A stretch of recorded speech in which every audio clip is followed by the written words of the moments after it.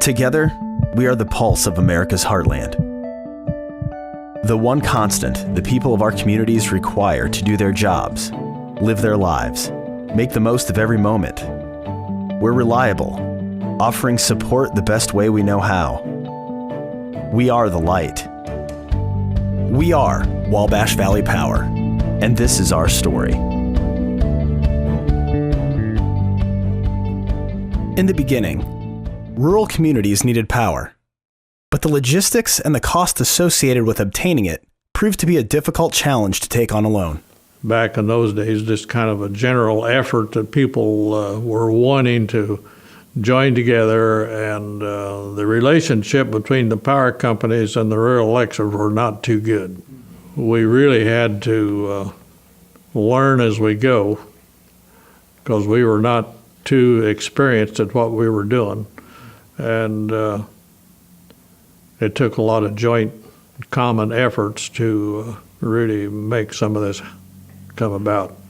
So it is those humble origins where Wabash Valley Power first embraced the importance of community, the aspiration for people to come together, work together, to accomplish more than they could alone. You can do so much more collectively with so many more co-ops than you can individually. And it would affect the rate that you pay for power and down the line what you have to charge our member systems. Dick Smith from Whitley County RMC and Frank Warner from Huntington County RMC. And I was coming back from someplace, I want to say a regional meeting somewhere in there, but we were sitting in the front end of a DC-6, just three of us, in a front compartment. And Dick was explaining how Power had got their worked out with I&M, with AEP. I said, well, somebody said, now what was me or Frank said, we ought to do something maybe in northern Indiana, because we had the same rate for all I&M customers, NIPSCO and PSI, but we had all kinds of different agreements with them. And Frank was the vice president of the Managers Association, and he decided, and we said, well, why don't you send a letter out to everybody, the northern managers, and ask us to get together just to talk about power. This letter, sent by Frank Warner, set into motion a monthly meeting scheduled at various locations around Indiana, one where all managers were welcome. The intent was simple: to explore ways in which each cooperative could acquire more control over the price of its power. Well, we were trying to get some control of our local rural electric systems, so we would have some control on our rates. That we had to pretty much join together to have some strength and involvement on those rates. You're pretty much at the mercy of the power supplier on rates. Mm-hmm. And we didn't have much kick on what our options were. Mm-hmm. We were trying to create some better options by joining together. Over time, committees were formed, and these committees began to negotiate with investor-owned utilities for fair and standard rates. As the negotiations grew more complex and the deals grew in number, the co-ops knew they needed to look after themselves and those they served. In 1963, Wabash Valley Power became incorporated, and the 5 co-ops making up the first board of directors were Hendricks, Jasper, Miami, Wabash, and White County REMCs. If Wabash Valley had never been incorporated, then we'd still be buying, I guess, from the investor-owned, with no control over the price of the power. For many years, Wabash Valley Power operated as a paper G&T, purchasing 100% of its member cooperatives' power requirements from the surrounding investor-owned utilities. In 1976, Ed Martin was hired to lead the organization and insisted that it was time to move the G&T's headquarters from Peru, Indiana to Indianapolis. It was a nice effort to get down to Indianapolis where everything was going on, and we could get more concentrated with the offices, and we needed more room. We didn't have enough room for what we had, and if we were expecting any growth, we needed something better. Peru's a wonderful place, but it has its limitations when it comes to the labor pool for technical people. The other main reason was that I thought that we would have a lot of traveling to do, and we're near the airport, or mainly, and we had to go to Washington a lot of times. We were trying to borrow millions of dollars, hundreds of millions of dollars, which we did, but it took a lot of trips. Having served as a consultant for the board of directors for 3 years, Ed already had a good working relationship with the board, though becoming CEO still had its challenges. I knew them and they knew me, so it wasn't exactly an arrangement that you had to just break into. But the move from consultant to CEO was a much larger move than I ever anticipated. Suddenly, life was serious. As the association grew in membership, cooperation with investor-owned utilities became more complicated. And because of that, Wabash Valley began looking into ways to generate its own power. We really couldn't move our business forward without some cooperation from the investor-owned utilities. We had the opportunity to get in Marble Hill, and it would launch us into an operating business. So in 1978, wanting to get involved in baseload generation, Wabash Valley began negotiating with PSI and REA for a partial ownership of a southern Indiana nuclear power plant, Marble Hill. At that time, the government, REA at that time, was very receptive to loaning money to the co-ops to participate in baseload generation. So Wabash Valley decided then to enter into a 17% deal with Public Service of Indiana to build a nuclear plant at Marble Hill. It was a risk that would have really helped Wabash Valley grow, but it wasn't meant to be. Frank, it was an accident at the 3 Mile Island nuclear power plant, which is located on an island in the Susquehanna River, 10 miles from Harrisburg. A cooling pump broke down, and the plant did just what it was supposed to do, shut itself off, but not before some radioactivity had escaped. At the time the decision was made, it wasn't a bad decision, but things changed. 3 Mile Island came along, and, all of a sudden people are thinking something different. 3 Mile Island in Pennsylvania, a nuclear plant that had a minor disruption, but it was of such extent that the Nuclear Regulatory Commission rewrote the rule book. Having already invested millions of dollars into Marble Hill and having no way of predicting the federal government's reaction to 3 Mile Island, Wabash Valley was faced with an unthinkable situation. The company's leadership attempted to negotiate with Governor Orr, a means by which Marble Hill could continue its construction, but their effort just wasn't enough to withstand the political climate of that time. The governor put together a task force to decide whether or not to continue the project. The recommendation of the task force was to shut it down, and construction eventually stopped in 1984, early 1984. As the public's fear of nuclear power grew, the federal government reversed course. They wanted the loan repaid, yet with the termination of Marble Hill, Wabash Valley had no means to repay it. I got the letter from the Justice Department. The board of directors got the letter from the Justice Department telling us that we were personally liable for Marble Hill, and we all stuck together, and I deeply appreciate that. I will always deeply appreciate the willingness of all those people to say, we're gonna stay with this thing. Well, it was a kind of a short letter, but I think it was a one-pager, which got everybody's attention, and I think we got a call the next day from Wabash that we were going to have a meeting. Everybody was ready. So we all met immediately in Indianapolis to address the problem legally, what our recourse was and where we stood. I thought it was comical. So I said, let them. I said, I'm not going to lose much. What was most upsetting to me was that RUS had a representative at every one of our meetings. They approved everything that we had voted on.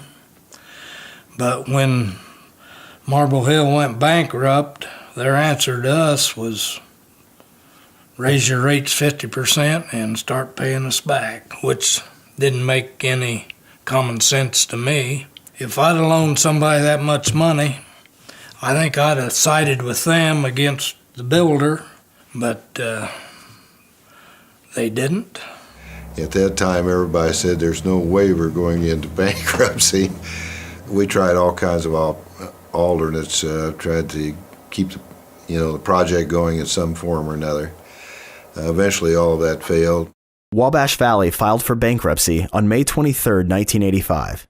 Marble Hill was shut down, broken up, and the assets were sold off. It was a trying time, but it was also an experience Wabash Valley learned from. I guess you learn from experience. It's something, everything you do, but we are very careful in our risk management.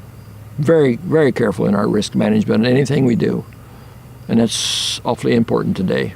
I think it drove us together. I think it made us stronger that way. Ed used to say, give me a bunch of farmers because they'll fight, and I kind of took that as a compliment. Probably drew us closer together as a board. And then, like I say, the leader, you want to make sure your leadership is number one. An opportunity arose in 1982 as the company purchased a 25% interest in the Southern Indiana Gibson coal plant. Additional supply needs were met via contracts with neighboring utilities.